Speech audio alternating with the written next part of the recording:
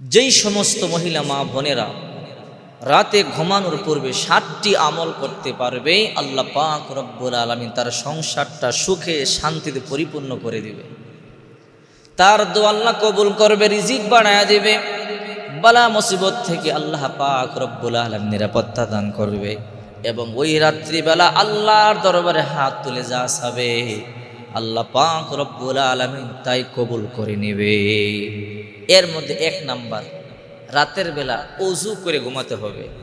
বুখারী শরীফের 73 নম্বর হাদিস, আল্লাহর নবী বিশ্ব নবী মুহাম্মদ রাসূলুল্লাহ সাল্লাল্লাহু আলাইহি ওয়াসাল্লাম বলেন, ইযা আতাইতা মাদজাকা ফাতাওয়াদ্দা উজুআকা লিস-সালাত সুম্মা তাজি আলা শিক্কিকাল আইমান।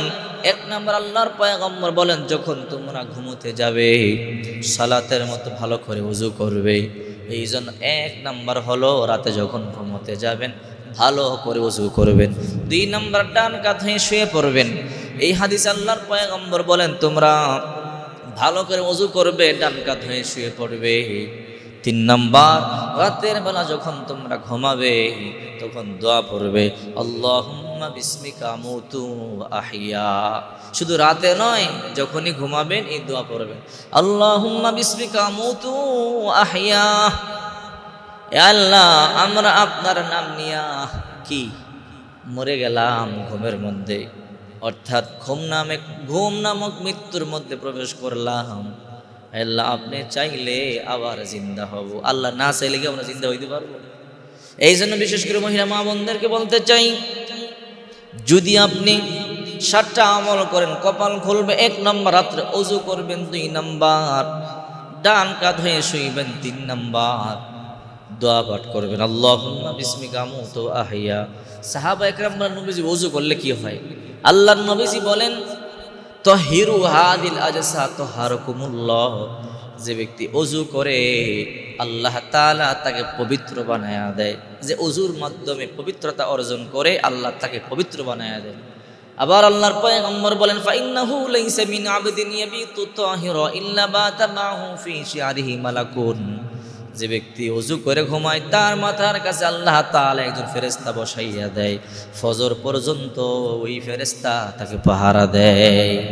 মা মিন মুসলিমিন ইয়াবিতু আলা তুহুরিন সুম্মা তাআরু মিনাল লাইল ফায়াযকুরুল্লাহ। আল্লাহর পয়গম্বর বলেন, যারা রাতের বেলা ওযু করে ঘুমায়, যদি ঘুম ভেঙে যায় একটু জিকির করবা, আর জিকির করবার পরে ওয়াসআলুল্লাহ খায়রুম মিনাদ দুনিয়া ওয়াল আখিরাহ। আল্লাহর দরবারে হাত তুলে দুনিয়া আখিরাতের যা চাইবা আল্লাহ তাই মঞ্জুর করে নেবে। চিন্তা করছেন? ওই রাতে যা চাবেন তা পাবেন। 4 নম্বর, দুরূদ শরীফ পাঠ করবেন।